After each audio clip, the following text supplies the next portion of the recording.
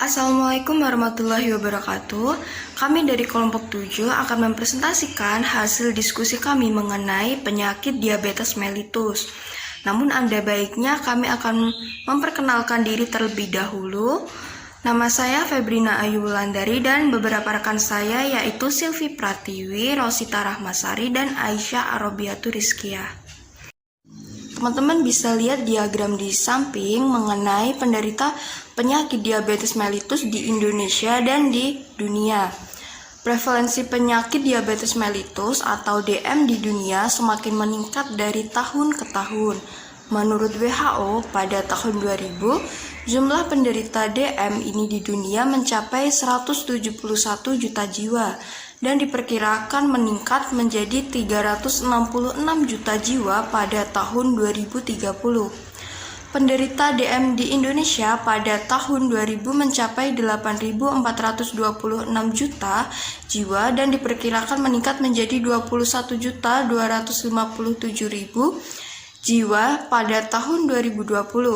Di negara berkembang, prevalensi orang dewasa yang menderita DM pada tahun 2020 diprediksi akan meningkat sebanyak 69% jika tidak segera dikendalikan. Diproyeksikan akan ada 550 juta pengidap DM di tahun 2030. Nah, definisi dari DM itu sendiri yaitu penyakit diabetes mellitus merupakan penyakit metabolik yang ditandai dengan hiperglikemia kronik sebagai akibat disfungsi kinerja insulin. DM terdiri atas dua tipe yaitu DM tipe 1 dan DM tipe 2. Diabetes tipe 1 merupakan penyakit diabetes yang disebabkan karena tidak tersedianya insulin yang dilatar belakangi oleh faktor genetik. Sementara DM tipe 2 disebabkan antara lain oleh pola makan, yaitu kebiasaan makan yang terlalu banyak, mengandung karbohidrat sederhana dan tidak memenuhi kaidah pola makan yang seimbang. Selanjutnya, saya Silvi Pratiwi akan menjelaskan mengenai penyebab dan gejala dari diabetes mellitus.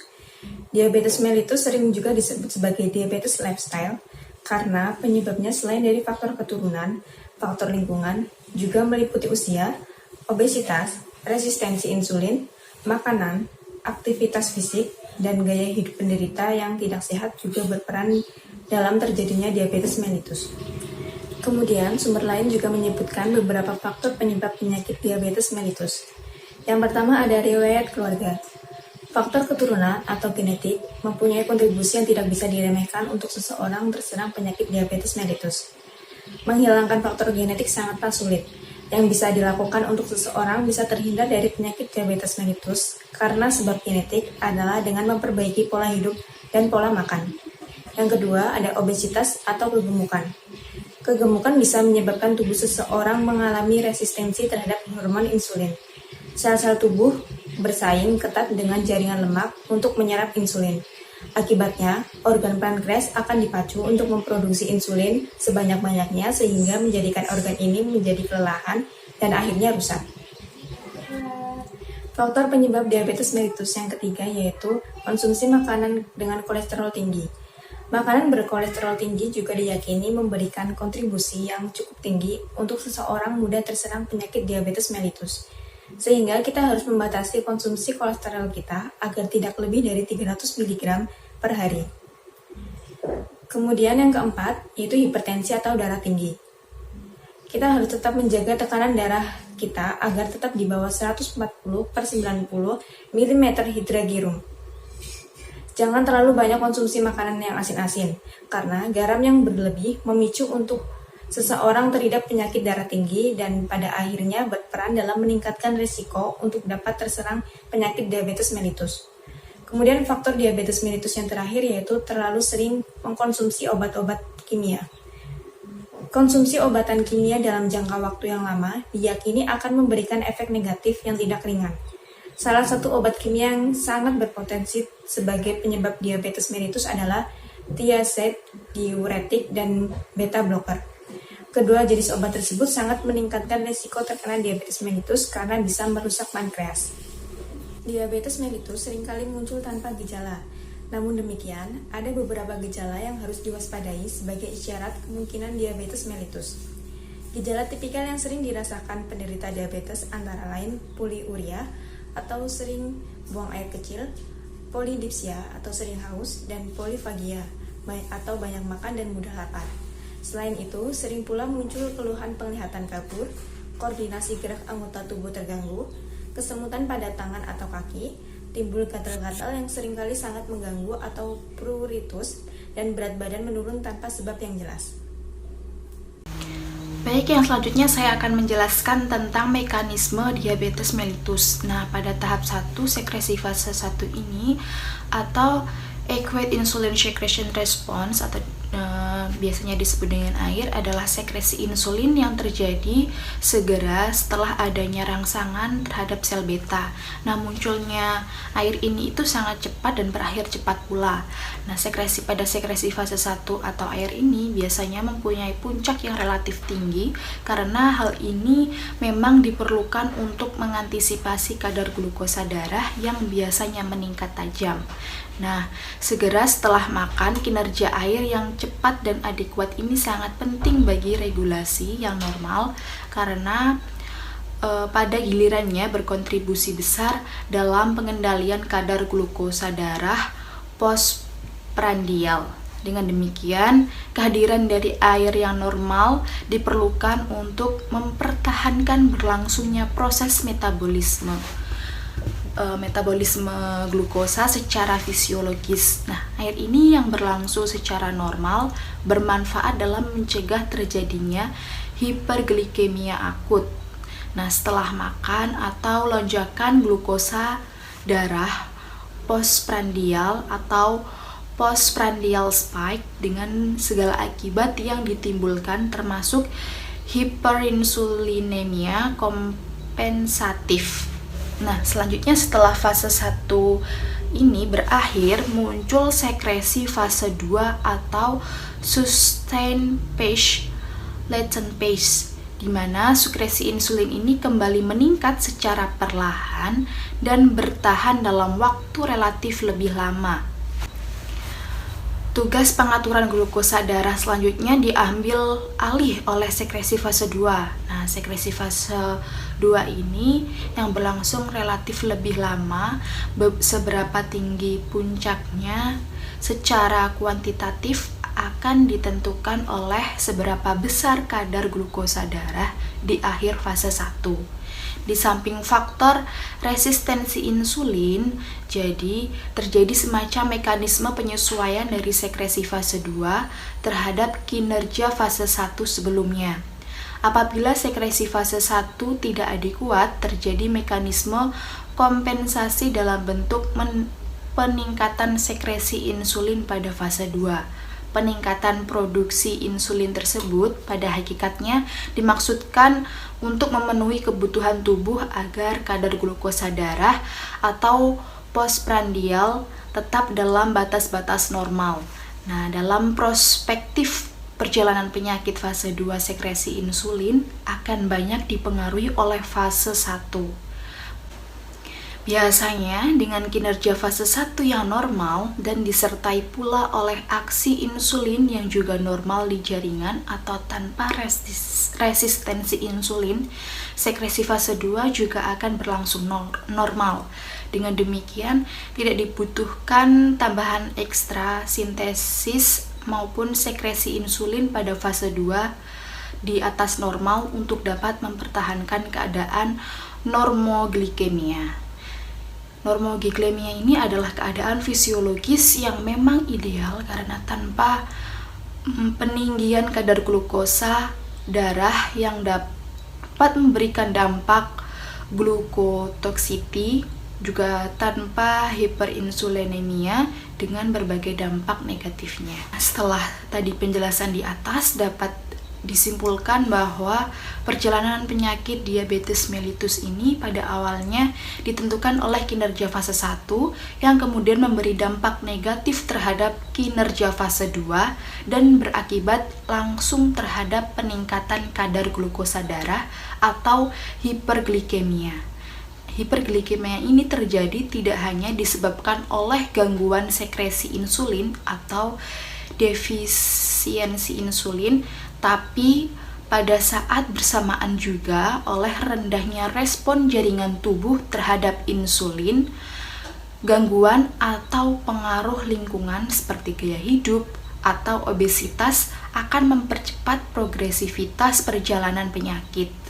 Dari gangguan metabolisme glukosa akan berlanjut pada gangguan metabolisme lemak dan protein serta proses kerusakan berbagai jaringan tubuh. Selanjutnya saya Aisyah Robiatu Rizkia, NIM 190008110 akan melanjutkan terkait dengan pengobatan dan pencegahan diabetes mellitus.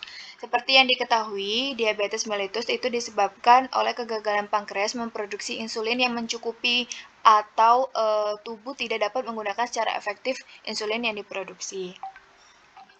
Kemudian efek utama pada diabetes mellitus yang tidak terkontrol ini adalah hiperglikema atau peningkatan gula darah. Nah, dalam pengobatannya akan disesuaikan dengan jenis diabetes yang penderita alami. Diabetes mellitus sendiri secara umum ada dua, yaitu diabetes tipe 1 dan diabetes tipe 2. Nah, untuk yang pertama ada pengobatan dengan memberikan obat antidiabetik oral kepada penderita diabetes. Yang pertama ada inhibitor alfa-glukosidase. Nah, jenis obat ini membantu tubuh memecah makanan bertepung dan bergula, efeknya yang dapat menurunkan kadar gula darah. Nah, waktu untuk mengkonsumsi obat ini adalah sebelum makan. Nah, obat-obatan yang termasuk dalam inhibitor alfa-glukosidase dapat teman-teman lihat. Ada akarbose, prekos, dan lain-lain.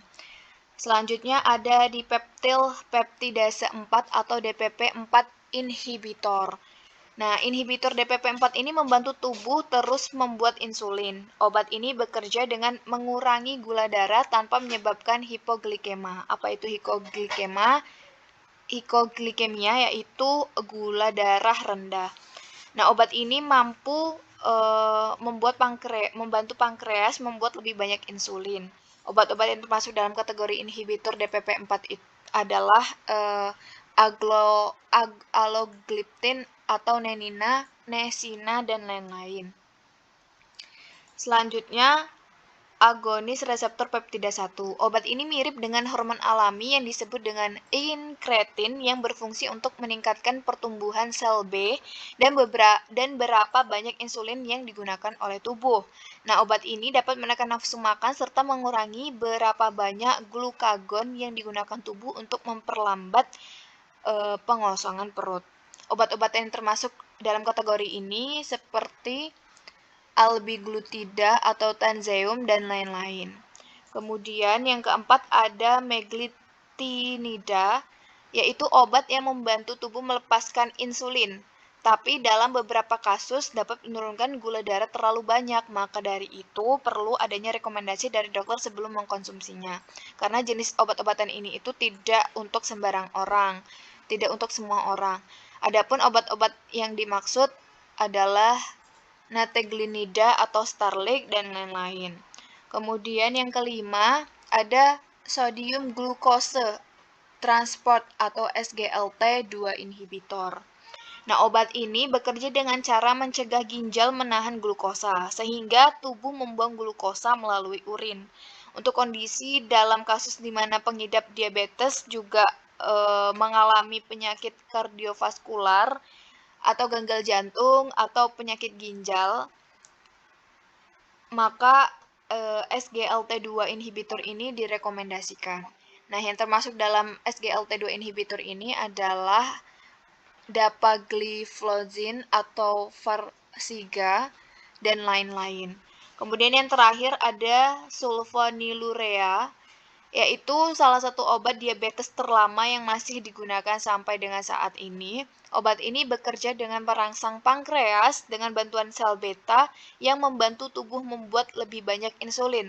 Nah, obat-obatan yang termasuk dalam jenis ini adalah ada glimepiride atau Amaryl dan lain-lain. Selanjutnya ada terapi insulin.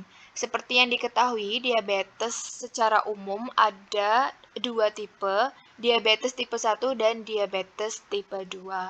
Nah, Untuk terapi insulin ini biasanya diberikan kepada pengidap diabetes tipe 1. Suntikan insulin setiap hari diberikan untuk mempertahankan kadar insulin yang aman. Nah, insulin juga diperlukan untuk mengobati diabetes mellitus. Suntik insulin ini disuntikan di bagian bawah kulit yang biasanya berada di area perut.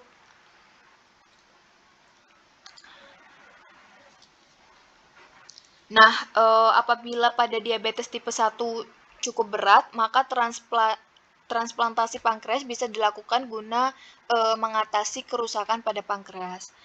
Sedangkan untuk pengidap diabetes 2 akan diberikan obat-obat oral seperti obat-obat yang sudah disampaikan. Nah, untuk pencegahan diabetes mellitus, itu yang pertama adalah mengatur frekuensi dan menu makan menjadi lebih sehat, yaitu dengan mengkonsumsi buah sayur, protein tanpa lemak, dan juga biji-bijian.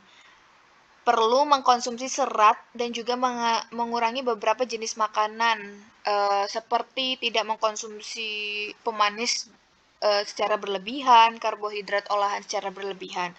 Kemudian yang kedua, menjaga berat badan ideal. Kemudian yang ketiga, rutin olahraga. Nah, olahraga ini menjadi salah satu kegiatan yang bisa dilakukan untuk menurunkan kadar gula darah karena dapat mengubahnya menjadi energi. Nah, kemudian yang keempat adalah rutin menjalani pengecekan gula darah setidaknya sekali dalam setahun. Karena seperti yang diketahui, diabetes mellitus itu dapat disebabkan oleh gen keturunan. Mungkin sekian dari kelompok kami, kurang lebihnya mohon maaf. Wassalamualaikum warahmatullahi wabarakatuh.